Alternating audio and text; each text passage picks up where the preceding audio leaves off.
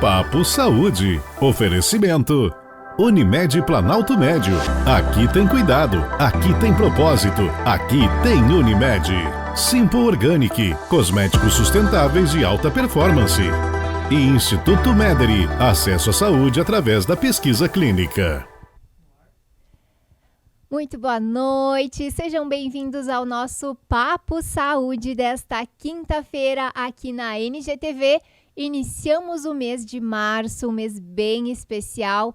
Amanhã vai ser o Dia da Mulher, mas eu tenho certeza que Dia da Mulher são todos os dias. E para esse mês, então, eu preparei todas as pautas do nosso programa voltados para a saúde da mulher. E hoje a gente vai falar especificamente num contexto mais geral de saúde da mulher. Na próxima semana a gente vai falar sobre endometriose. Na outra semana a gente vai falar sobre a questão da fisioterapia pélvica, que é muito importante também.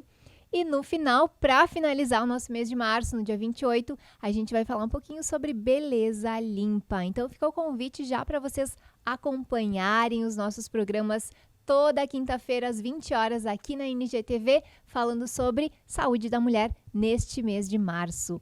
E hoje tem uma convidada super especial aqui no nosso programa, ela que é maravilhosa, ginecologista obstetra, a doutora Carolina Valer Parisotto. Seja muito bem-vindo ao Papo Saúde. Muito obrigada. Boa noite a todos. E hoje o nosso bate-papo, gente, bem voltado para a saúde da mulher. A gente vai começar falando, doutora Carol, o que é importante em se tratando de saúde da mulher? Bom, então, boa noite, pessoal. O que a gente pensa quando fala em saúde da mulher, pensando integralmente, né? A gente não pensa só em exame clínico, mas a gente pensa na saúde mental da mulher, né? Se essa mulher está se exercitando, como que está o ambiente dentro de casa. E na maioria das vezes, é o único médico que a mulher procura durante o ano, principalmente em fases mais precoces da vida, então logo após a menstruação, né, até engravidar, até a menopausa, quando daí começa a ir mais médicos, é o ginecologista, né? Então é muito importante que o ginecologista faça o check-up geral da mulher sempre, né? Então pesquise sobre a sua parte mental, que peça exames de rotina e principalmente que a gente não pode esquecer que são mais importantes é o rastreio do câncer de colo de útero e o de câncer de mama, que são os cânceres bem comuns na população feminina, né? Prevalentes, Como que acontece esse rastreamento, principalmente do câncer de colo de útero, que é muito comum, né? É a ginecologista que faz esse trabalho. Como que acontece isso? Então, o rastreio e detecção precoce do câncer de colo de útero é feito através do Papa Nicolau, também chamado de citopatológico ou preventivo do colo de útero, né? Então, a gente faz, assim, o Ministério da Saúde recomenda que a gente comece esse rastreamento a partir dos 25 anos em mulheres que já iniciaram a vida sexual, né? Às vezes, no consultório, a gente começa isso um pouquinho antes, dependendo de quando a paciente teve a iniciação sexual dela, né? É feito através de uma coleta, então a gente expõe o colo do útero com um aparelho que a gente chama que é o espéculo, né? Então, a gente enxerga, o médico vai lá, enxerga, coleta uma amostra e manda para o laboratório para ele dizer se as células que estão ali são normais ou se as células estão alteradas, mostrando que tem alguma alteração que possa ser precursora do colo de útero, de câncer de colo de útero. E o exame de toque também é importante para a prevenção do câncer de mama. Assim, ali uma coisa que mudou bastante, o exame físico é importante, o ginecologista sempre tem que examinar as mamas da paciente, mas hoje em dia ele já não é usado tanto como método de rastreio, nem o autoexame. A gente estimula que a paciente faça o autoexame mais para o próprio conhecimento e que ela, claro, veja que tem alterações, mas quando a gente estimulava muito que se fizesse o autoexame, as pacientes, quando a gente palpa alguma coisa, normalmente, esse câncer já está até um pouco mais avançado, né? Então, hoje em dia, não é que a gente desestimule, mas ele não substitui a mamografia, né? Ou outros exames quando indicado. Então, hoje se faz para autoconhecimento, mas não como um exame de rastreamento, né, a palpação das mamas.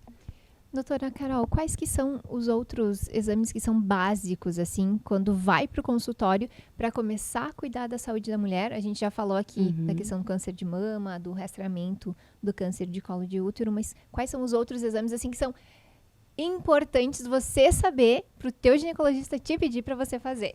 Então, essa é uma questão, assim, um pouco que se debate, porque pelas recomendações do Sistema Único de Saúde, tudo, seriam essas duas coisas que seriam obrigatórias, tá? Como que eu faço no meu consultório, e na maioria dos ginecologistas pede todo o rastreio de colesterol, né, tireoide, que a alteração de tireoide é bem comum em mulher, né?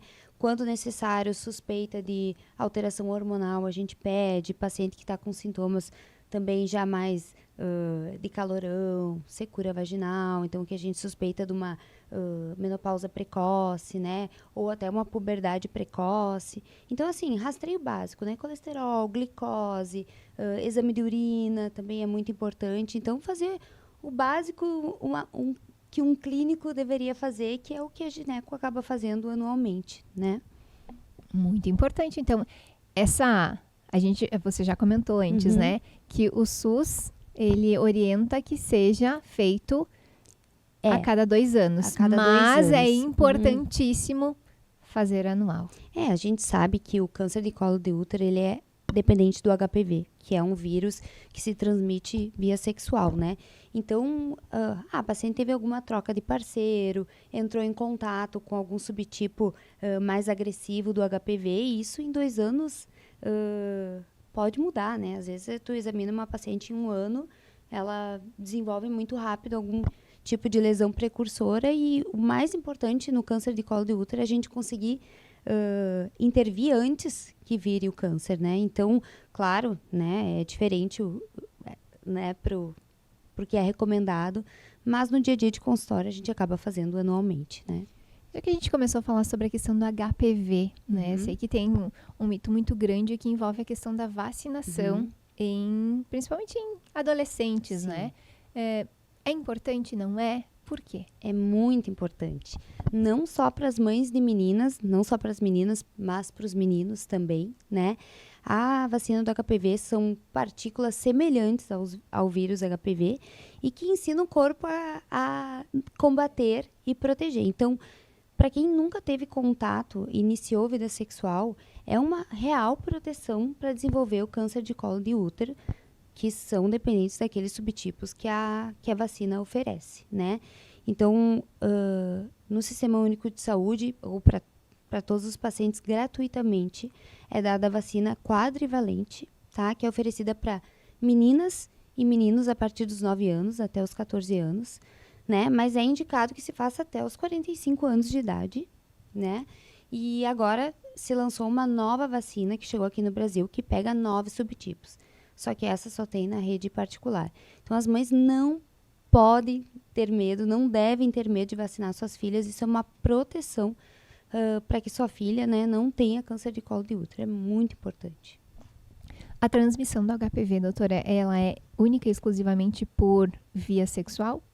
Ou tem outras formas de contaminação? É descrito que possa ser passado por fômite, tá? O que é isso? Toalhas, né, roupas íntimas, mas é praticamente impossível. A via mais importante é a via sexual. E uma coisa que é importante falar, que às vezes não se fala muito, é que pacientes que são homossexuais, né, e que têm relação com mulher também devem fazer, porque o HPV não passa só em relação sexual com o homem, né? Então, assim, a gente não pode deixar de orientar esse grupo também, que é muito importante. Só uma informação importante hoje aqui no nosso Papo Saúde. Saúde da mulher e saúde do homem aí, também. Com certeza. Um outro assunto que com certeza é super importante e que existe uma barreira muito grande é quando que a mãe deve levar a filha para fazer a sua primeira consulta, a partir de qual momento? Então, eu acho bem importante, né, levar antes de menstruar, se por acaso há alguma suspeita de puberdade precoce. Então, o desenvolvimento muito cedo, ali, antes dos 9 anos, 8 anos de broto mamário, desenvolvimento de pelos, né? Então, que se suspeite que vai acontecer isso. Ou então, a partir da menarca, que é a primeira menstruação, acho que é bem legal levar, assim, né? Não necessário que a primeira vez que se faça algum exame físico mais avançado, até para a paciente não se sentir violada, né? Então, assim, que se crie um vínculo, né? E que examine e se veja o desenvolvimento da paciente, que a gente pensa que não, mas as adolescentes são cheias de dúvidas, inseguranças, né? A gente já passou por isso. E é legal, além delas terem a mãe como um vínculo, ter mais um suporte, principalmente suporte médico, nessa fase que é cheia de emoções, né? E variações hormonais. Qual que é a principal dúvida das adolescentes que você Ai, recebe em consultório ou perdão, enfim? Elas têm muita dúvida de que idade que tem que iniciar o uso de algum tipo de anticoncepção, né? Em relação à primeira relação sexual, né? Se vai doer, se vai sangrar. Então, essas dúvidas parecem muito antigas, mas que ainda existem, né? Então, elas às vezes procuram ginecologistas porque estão muito preocupadas com a pele, né? Então, em relação à acne. E é mais assim em relação a essas coisas, assim, início de vida sexual, desenvolvimento corporal. A gente sabe que no início a partir do momento que a paciente tem a primeira menstruação, no início as pacientes tendem a ter um fluxo maior e às vezes irregular, né? Por imaturidade hormonal mesmo, desenvolvimento. Tem mais fluxo, tem mais cólica. Então, assim, a orientação de o que fazer, o que usar, né, é bem importante. E quando tem cólica, então, já que você tocou nesse assunto, o que é mais recomendado, o que é indicado fazer?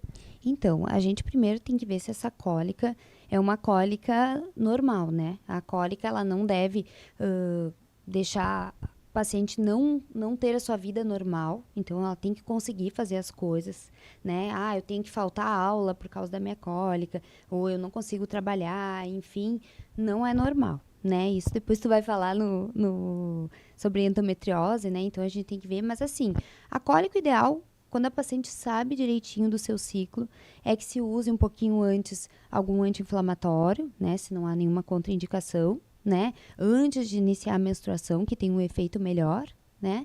E cuidados assim mais de relaxamento, bolsinha de água quente, então essas coisas, mas assim, sendo essa cólica é natural, né?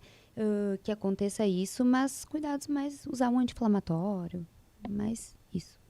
Ai, a boa e velha bolsinha de água quente, ela Sempre funciona, né? é indispensável, né? boa. Eu sempre tive cólicas, né? Tenho endometriose, a gente vai falar sobre isso no nosso próximo programa, então, é fantástico. O chazinho também é bom, né? E é importante, né, Ali, não negligenciar, assim, se essas cólicas são, né, muito fortes, não achar que é normal. Né? As adolescentes têm mais, mas não pode ser uma coisa, né, absurda, assim, que não dê para aguentar. Um outro assunto importante também, que eu gostaria de abordar aqui no nosso bate-papo de hoje, é a questão do anticoncepcional, que muitas mulheres têm essa dúvida do que usar, de que forma usar, qual usar, né? Por quanto tempo, posso fazer só tabelinha, então... Quais são os tipos de anticoncepcionais e qual que é o mais... Existe um mais recomendado? Não? Sim? Tá bem. Eu acho que vou começar pela tabelinha e o preservativo, né? Então, a tabelinha pode funcionar? Pode. Mas funciona melhor para aquelas pacientes que têm um ciclo extremamente regular, né?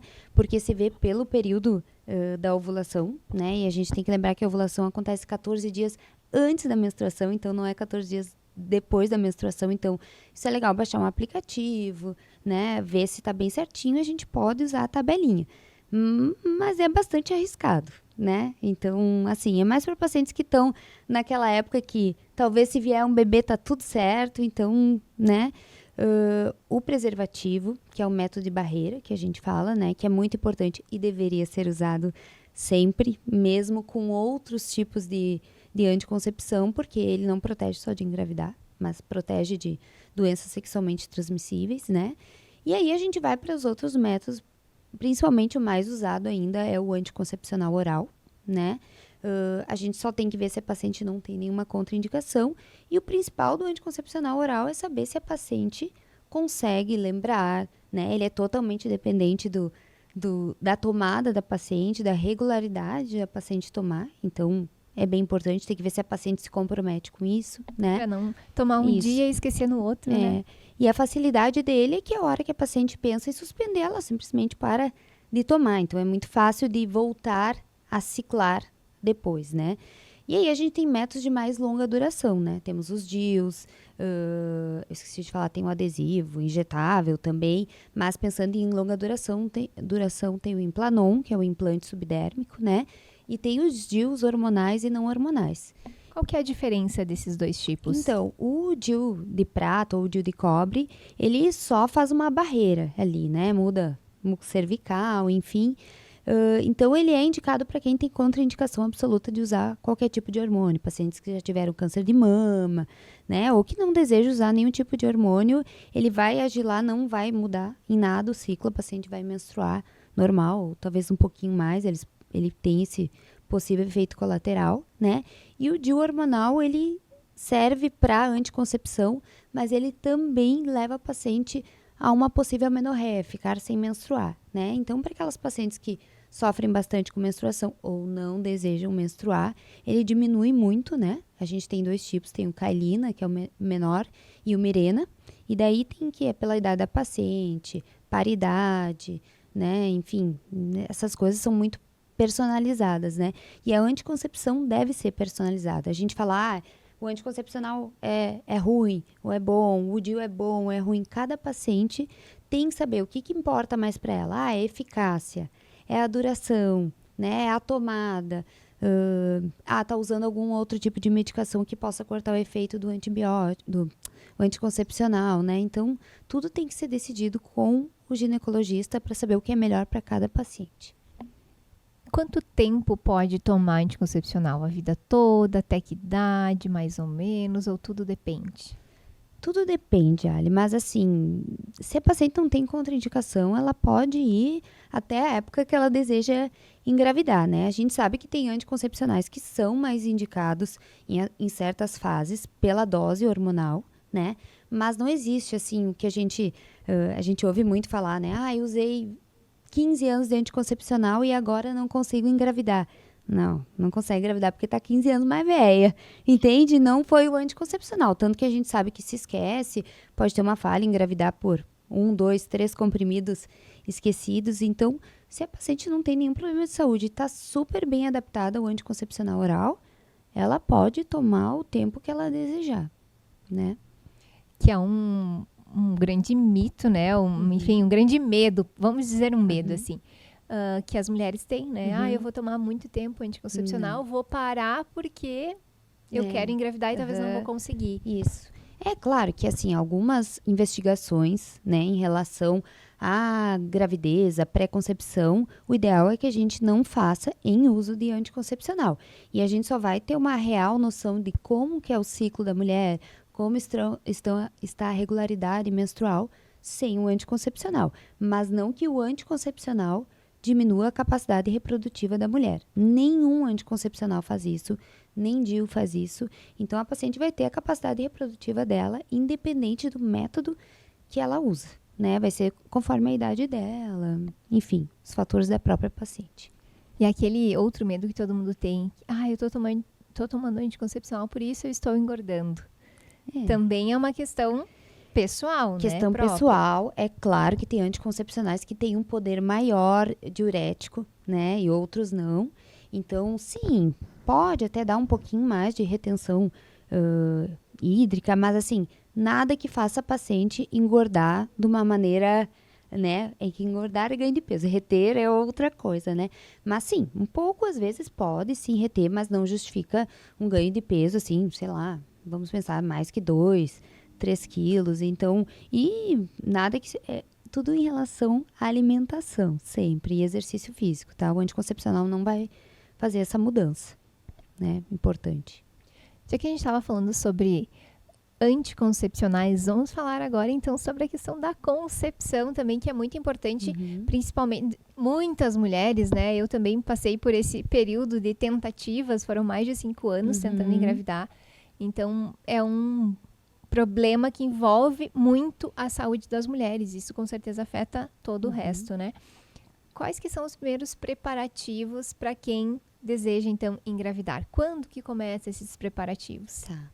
Ali, eu acho que a primeira coisa que a gente tem que falar, né, que é bem importante, e não é que a gente não possa engravidar depois dessa idade, mas a partir dos 35, 36 anos, a gente tem uma queda da nossa capacidade reprodutiva bem importante, né? Então, claro, cada um tem a sua capacidade reprodutiva, mas a gente tem que saber que, infelizmente, nós mulheres, né, temos a nossa vida fértil, assim, limitada até certa idade, né? Tem pacientes que engravidam, tem muitos no consultório com 36, 37 anos, mas a gente precisa cuidar isso, é importante que se olhe para isso, né? Então, quando deseja, o ideal é a gente fazer uma consulta uns 6 meses a 3 meses antes, né? Então, verificar toda a parte clínica da paciente. Então, verificar tireoide, tudo que a gente falou e que deve ser feito todo ano, né? Tireoide, como é que tá a parte do Papa Nicolau, preventivo, ver se a paciente não tem nenhum problema que precise ser organizado antes, diabetes, tudo. E dar orientações, iniciar a suplementação que é necessária, a gente sabe do ácido fólico, né, ou metilfolato para algumas pacientes, e aí o resto é conforme a necessidade, a gente pede exames, dosa vitaminas, né, então é um mundo de coisas, né, e é importante a gente falar, agora tu falou um pouco da tua história, que não é normal ficar um ano tentando engravidar, né, e não conseguir, né, então assim, se há tentativa, né, de um ano, a gente sabe que 85% mais ou menos dos casais que estão tentando engravidar, realmente tentando, em um ano, tem um positivo, né, engravidam. Então, se chegou um ano de tentativa e não conseguiu, e a partir dos 35, 36 anos, meio ano de tentativas, já é preciso procurar ajuda e investigar, né, bem importante. Quais são os problemas mais recorrentes, então, nessa fase? Então, a gente tem que procurar ver como é que a paciente está de reserva ovariana, se ovula todo mês, se não tem nenhum fator de risco para obstrução de trompas, né? Então, endometriose, infecções sexuais prévias, como clamídia, ureaplasma, né? Irregularidades menstruais. E também, muito importante, que a gente não fala, eu sei que hoje a gente está falando de saúde da mulher, mas avaliar o parceiro. Né? Muito importante ver o histórico do parceiro, né? Se necessário um espermograma também. Então, porque tem uma alta taxa de infertilidade masculina e que ainda é muito ignorada, infelizmente, né? E às vezes a gente fica fazendo um monte de exames invasivos na paciente e o marido não fez absolutamente nada, né? Então, enfim, eu sempre falo para as minhas pacientes o seguinte: nós temos que estar sempre preparados para engravidar. Se você engravidasse hoje, você estaria bem, estaria fazendo seus exercícios, estaria saudável, com uma suplementação adequada, né? Porque se acontecer uma falha também do seu método, tá tudo certo, né? É isso que eu penso. Essa preparação, ela interfere também nesse início de gestação? Interfere.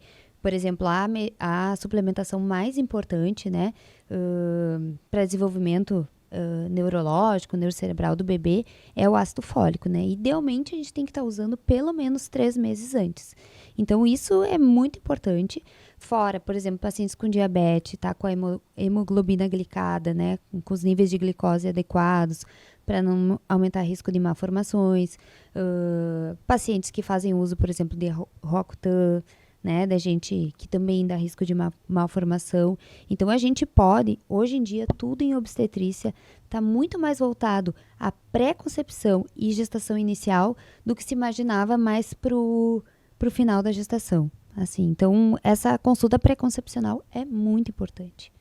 Os preparativos, né, tão importantes quanto toda a gestação, toda que também exige muita cuidado, um cuidado extremo, né, da paciente.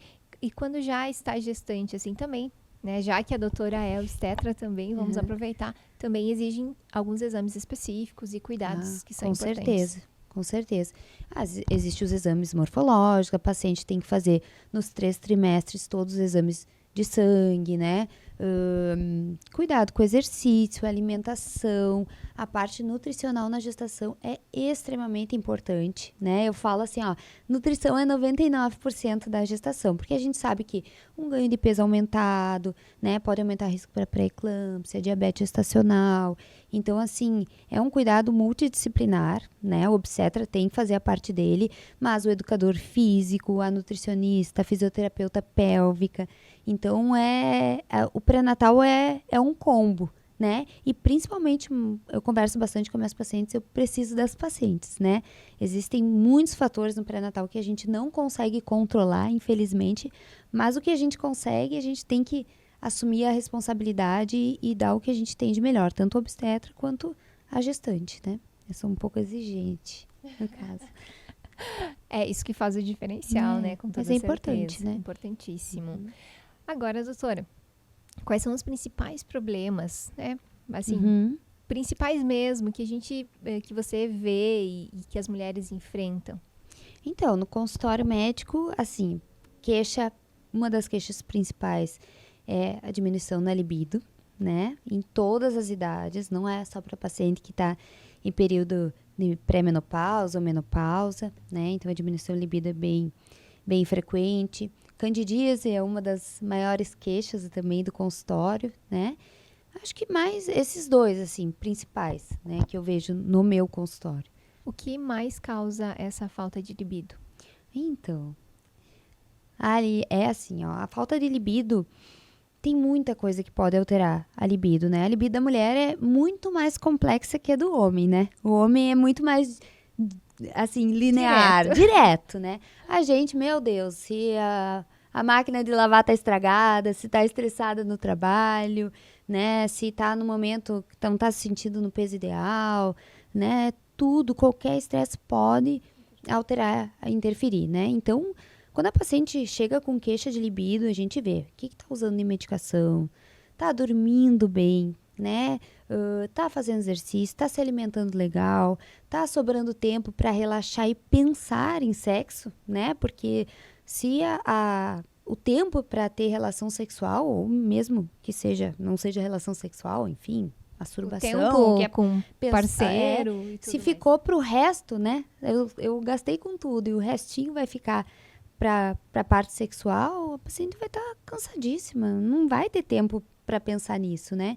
Então, às vezes, a falta de libido é a falta de relaxar e ter tempo para ficar com o companheiro, falta de intimidade, né? Tá vivendo ali, né, embaixo do mesmo teto, mas não tem uma proximidade, carinho, enfim, a gente sabe que no dia a dia é corrido, mas a gente tem que ter tempo para investir nisso, né?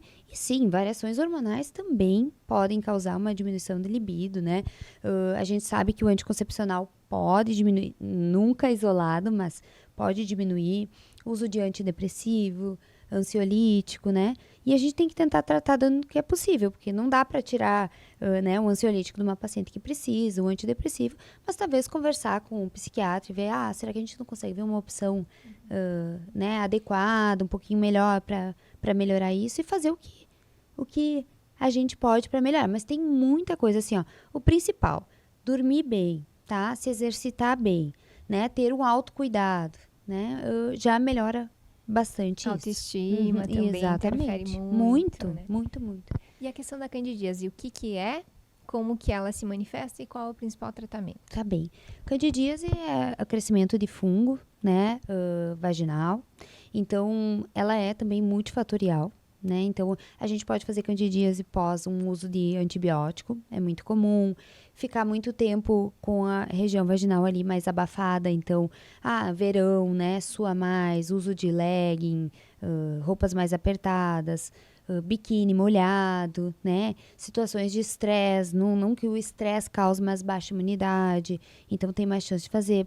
Pacientes que têm diabéticas, que possam ficar com a glicose mais alta, também essa descompensação pode ter mais candidíase, né, pode fazer candidíase após uma relação sexual mais intensa, né? Então, a paciente, às vezes, ficou um tempo sem ter relação, ou teve relação mais frequente, pode fazer, né? Lesa ali um pouco a mucosa e abre porta para crescimento de fungo.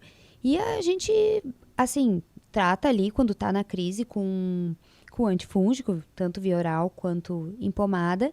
Existem vezes que a paciente tem candidíase de repetição e a gente precisa fazer exames específicos para saber qual tipo de fungo que está crescendo, porque às vezes as medicações mais básicas não pegam, né? E cuidar também, mais uma vez, a gente cai sempre nessa, né, na mesma coisa de adequar a alimentação, controle de estresse, água, né? Enfim. Os cuidados básicos de saúde que a gente sempre fala, né? A gente sempre fala. Todo programa, independente do assunto que a gente está falando, a alimentação e a questão da água, a gente sempre dá a dica, né? Isso, e cuidados básicos, que a gente sempre fala, tentar não usar protetor diário de calcinha, né? Conseguir chegar em casa e ficar sem calcinha. Mas doutora, tem vergonha. Usa um calçãozinho, né? Troca durante o dia calcinha, se precisar, né? Mas quanto mais abafada ali a região vaginal, mais chance de fazer candidíase ou outras bactérias, né? Crescimento de outras bactérias. Muito bem, nós já estamos chegando ao final do nosso programa, infelizmente. Tenho certeza que o bate-papo aqui foi incrível, com muitas dicas, muitas informações importantes para você que está acompanhando aqui o nosso programa. E para você que não está acompanhando no ao vivo e vai poder conferir depois também, que vai ficar gravado para vocês reverem, né, o que precisar de informação. Vou deixar aqui então, doutora, para você finalizar esse nosso bate-papo. Quais são as tuas dicas de ouro de saúde da mulher? Então, meninas, o que eu penso, tá? Ir ao seu ginecologista todo ano, não negligenciar qualquer alteração, sangramento pós-relação, alteração de ciclo menstrual, dor na mama, né? Cólica, que é muito importante, que está atrapalhando o seu dia a dia. E nunca deixar de fazer a sua revisão, porque assim, é muito importante fazer a detecção precoce de qualquer alteração, né? A detecção precoce salva vidas, né? E eu acho que é isso, manter a sua rotina ginecológica, clínica e se cuidar muito, né? Se amar, ter uma vida saudável, que a gente colhe os frutos de se cuidar sempre. Muito bem, muito obrigada, doutora Carol, por estar aqui comigo. Doutora Carolina Valer Parisotto, ela é ginecologista e obstetra. Então, se vocês precisarem também de um atendimento diferenciado, com certeza, podem procurar a doutora Carol. Ela também tem Instagram, né? Sim, Carol Valer. Carol Valer. E ela dá muitas dicas no Instagram também. É muito importante, né? Porque às vezes são dicas rápidas, informações pontuais, assim, que são dúvidas. Que nos ajuda. São dúvidas de muitas pessoas. E deixar aqui, então, para vocês o convite para acompanharem na nossa próxima semana. A gente vai falar sobre endometriose e outros problemas que são relacionados à saúde da mulher, com a doutora Andréa Jacobo, na próxima semana. No dia 21, a gente vai falar sobre a questão da fisioterapia pélvica, o que ela é, como fazer, o que ela ajuda, com a Carolina Artusi, que é fisioterapeuta. E no dia 28, a gente vai falar sobre beleza limpa, que a beleza está relacionada à autoestima e a gente não pode deixar de falar sobre esse tema também no mês de março, aqui no Papo Saúde, que é com a Suzana Manfredini, que vocês também vão adorar, tenho certeza. Muito obrigada a você que acompanhou o nosso programa, nossa equipe técnica, os nossos parceiros aqui do programa, os nossos apoiadores. Quero deixar um abraço para Helena da Só Flores. A Helena fica lá na Capitão Eleutério, número 44, ela que faz os nossos arranjos, as nossas flores aqui do estúdio. O Regison Cabeleireiros também, que toda semana nos produz aqui para o programa. E, claro, você que está aí nos acompanhando, esperamos vocês na próxima quinta-feira, aqui na NGTV, para o nosso próximo Papo Saúde. Um abração para todos. Boa noite.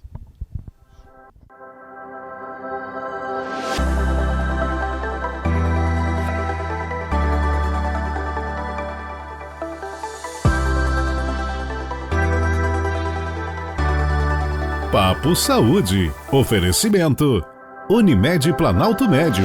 Aqui tem cuidado, aqui tem propósito, aqui tem Unimed. Simpo Organic, cosméticos sustentáveis de alta performance. E Instituto Mederi, acesso à saúde através da pesquisa clínica.